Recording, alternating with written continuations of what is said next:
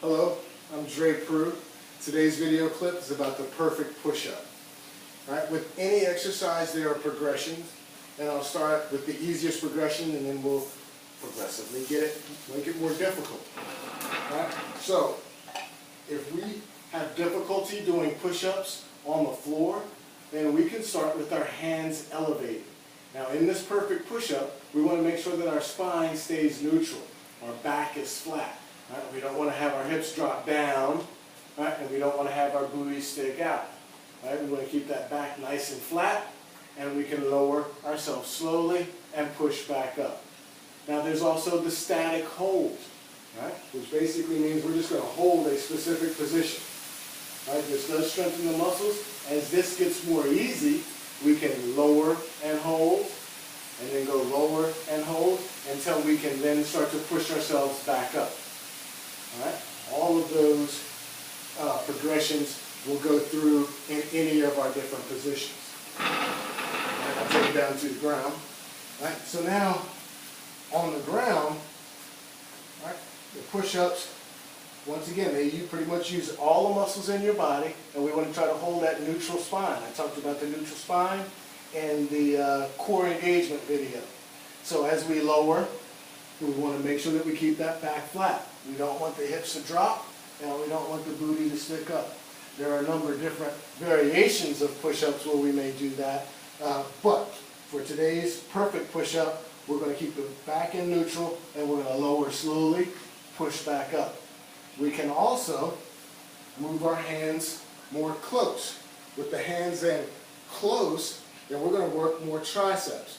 We can push in and out here. That's going to work more of the triceps and then on the back side of our arms. With our hands out wider, if we push, that's going to work a little bit more of the chest on the outer portion.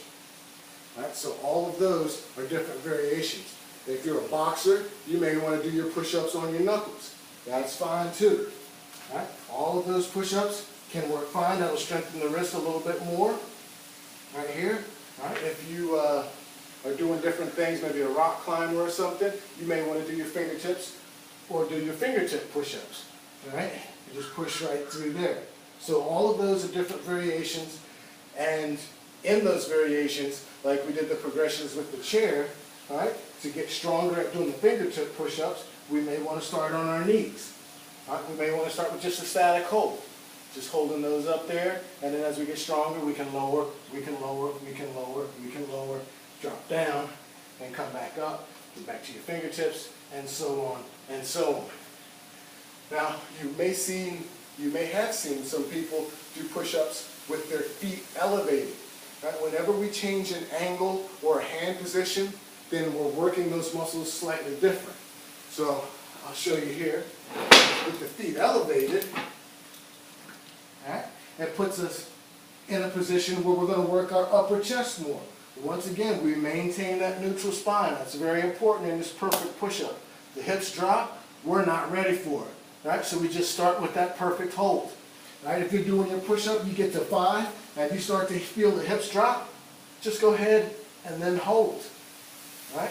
Doesn't do us much good to do our push-ups here with the spine in this, what I call a broke down horse position.